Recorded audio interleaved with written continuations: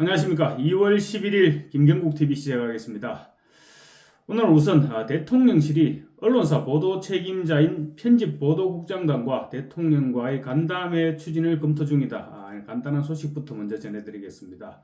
윤석열 대통령은 지난 7일 방송된 KBS와의 신년대담에서 언론과 접할 수 있는 기회를 종종 만들겠다 이렇게 약속했었습니다. 그래서 추가 언론 소통 방안을 고민하겠다 이런 입장을 밝혔는데 그 일환으로 대통령실에서는 전직 대통령들이 소통 방식으로 선택했던 언론사 편집보도국장단과의 간담회를 선택한 것으로 보입니다.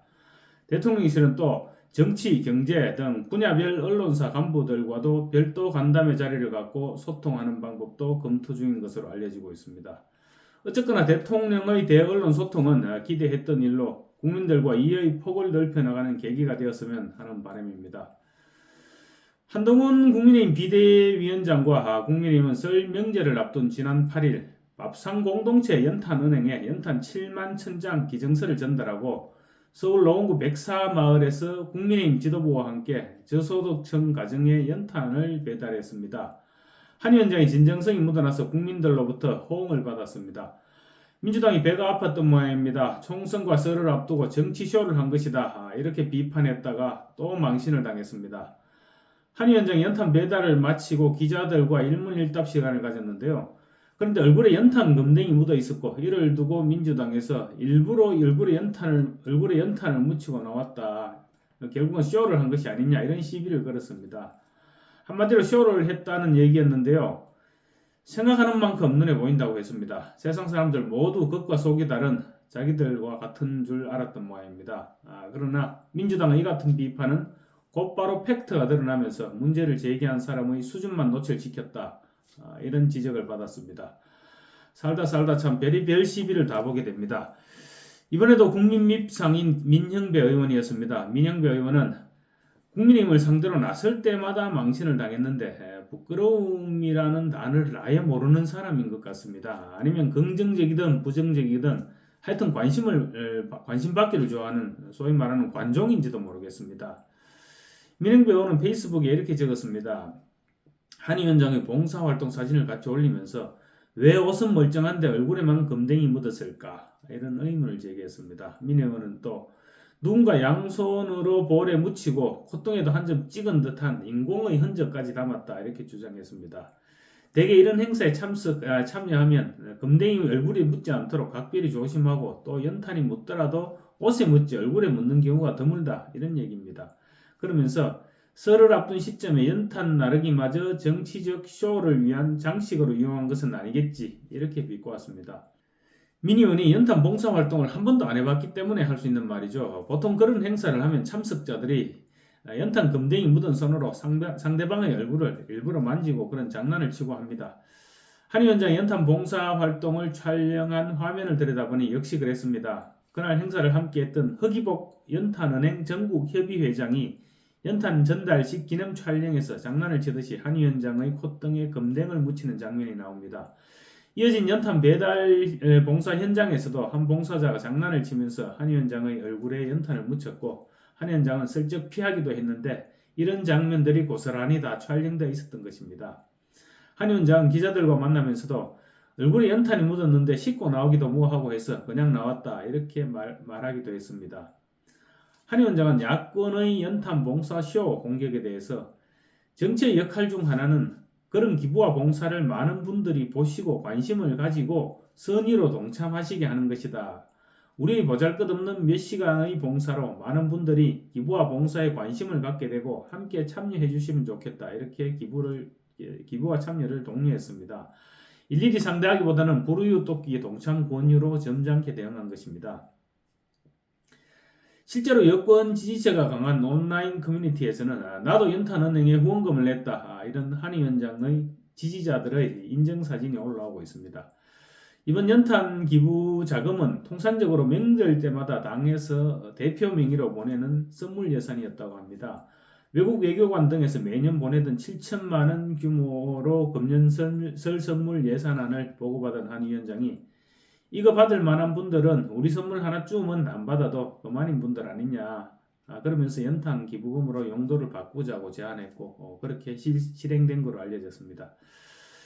이처럼 한동훈 위원장은 뭘 하더라도 긍정적인 반응이 폭주하는데 반대로 뭘 하더라도 말과 행동이 진실성과 배경에 의심을 받고 있는 사람이 있습니다. 여러분 잘 아시죠? 바로 이재명 대표입니다.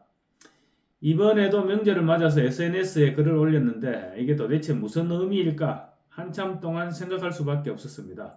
워낙 말과 글과 또 행동이 따로 노는 사람이다 보니 진짜 속으로 이렇게 생각하는 것일까? 의심부터 들기 때문입니다.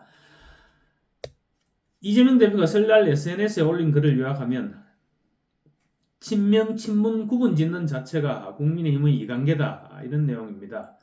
공천을 앞두고 친문과 친명 간의 갈등이 심해지니 주특기 남 탓을 하면서 서둘러 진화에 나선 것인데 속내는 아직 알 수가 없어 보입니다. 더 웃기는 것은 이재명이 찍어내려고 지금 하고 있는 임종석 전 청와대 비서실장 곧바로 공감한다면서 꼭 승리해서 보답하겠다라는 감사의 글을 SNS에 올려버린 것입니다. 우선 이재명 대표가 SNS에 올린 글은 이렇습니다.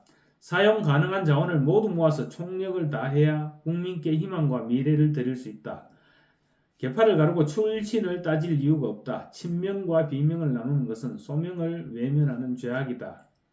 시스템을 통해 능력과 자질이 국민의 기대치와 눈높이에 부합하느냐가 유일한 판단 기준이다. 지금 이 순간도 꼼꼼하게 우리 사이의 빈틈을 파고드는 이관계를 경계합니다. 라고 적었습니다. 또 이런 글도 한마디 더 남겼는데요. 친명이냐 친문이냐 하며 우리를 구분짓는 행위 자체가 저들의 전략이다. 이렇게 책임을 떠넘겼습니다. 이게 도대체 무슨 말입니까? 친문과 친명을 가르는 것이 저들의 전략이다. 자기들이 친문과 친명을 갈라서 지금까지 머리가 터지게 싸우고 있는데 참 알다가도 모를 사람입니다. 문재인 전 대통령이 지난번 며칠 전 양산에서 이재명 대표를 만나서 총선을 저음해 친명과 친문으로 나누는 프레임이 있다 이렇게 얘기했는데 설마 이재명 대표가 말한 저들이 문재인 전 대통령을 칭하는 것은 아닐 테고 어쨌거나 지금까지 친문 색출 작전을 군사작전 하듯이 해왔습니다. 그런 사람이 갑자기 낱말하듯이 저런 말을 하니 황당할 수밖에 없습니다. 또 거기에다 또 가만히 있는 국민들까지 끌어들였습니다. 언제부터 이재명 대표가 국민의 희망과 미래를 생각했습니까? 첫 번째도 두 번째도 자기 보신만 생각해온 사람이 궁지에 몰리니 또 국민을 들고 나왔습니다. 정치 참 편하게 합니다. 이재명 대표의 말을 어떻게 해석해야 되나 이렇게 잠깐 고민을 해봤습니다. 워낙 겉과 속이 다른 사람이다 보니 세 갈래의 해석이 나왔습니다. 당장 떠오른 생각은 또 친문들 뒤통수 칠려나 이런 생각이 우선 떠올랐습니다. 아마 여러분 가운데서도 저하고 비슷한 생각을 하는 사람들이 꽤 많이 있지 않을까 싶습니다. 문재인 전 대통령을 만나서 통합이니 용광론이 외치더니 이틀 만에 임종석 축출 작전을 제기했던 사람입니다. 측근 정성호 의원 그리고 심지어 임혁백 공관위원장까지 나와서 윤석열 정권 탄생 책임론으로 임종석 전 청와대 비서실장을 비롯해서 문재인 정권의 핵심 실세들을 겨냥했습니다. 그러더니 또 갑자기 친명 비명을 나누는 것은 죄악이다 이렇게 얘기하니 뭘 어떻게 하자는 말인지 모르겠습니다. 친명들 자기들끼리는 무슨 말인지 알아들을 수 있겠죠?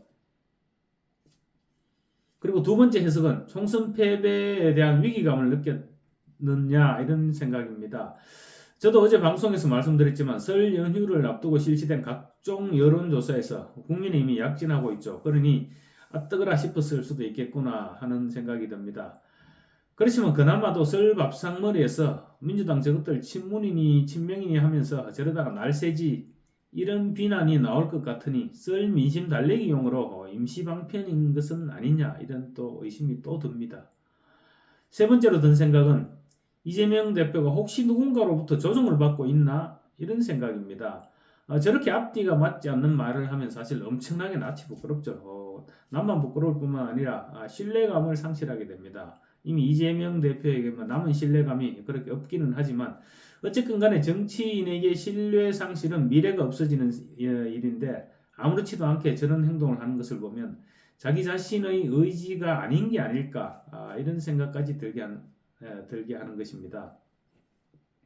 어쨌거나 저렇게 뱉어놓고 다시 주워 담기는 어려울 텐데 이재명 대표 참 연구 대상이다 이런 생각이 듭니다. 강제 퇴출 위기에 내몰렸던 임종석 전 대표실장 단결만이 답입니다라는 이재명 대표와 똑같은 제목의 글을 SNS에 올렸습니다. 그 SNS 그 올린 내용은 다시 한번 양산 회동의 정신과 원칙을 강조한 이재명 대표의 호소에 깊이 공감합니다. 4.10 총선에서 윤석열 정권을 준엄하게 심판해야 한다는 건 우리 모두에게 주어진 소명입니다. 꼭 승리해서 보답하겠습니다. 이런 글을 올렸습니다. 이재명 대표가 다시는 두말하지 못하도록 아예 공천장을 받았다는 듯이 못을 박아버린 것입니다. 근데 설령 임종석 전 비서실장이 공천장을 받는다고 해도 윤희숙 전 의원에게 상대가 안 되겠지만 만에 하나 임종석이 다시 배지를 다는 날에는 이재명 대표 아마 베개 머리 밑에 대못이 하나 거꾸로 솟아오르는 상황을 경험하게 될 것입니다. 이걸 모를 리 없는 이재명 대표가 임종석 전 실장에게 순순히 공천장을 내어주지는 않을 것 같은데 어쨌거나 아직은 친명 핵심 측근이 불출마를 선언하거나 험지로 출마하면서 임종석에게도 그렇게 압박하는 방법도 남아 있습니다. 그러니 일단은 지켜보는 것이 좋을 것 같습니다. 감사합니다.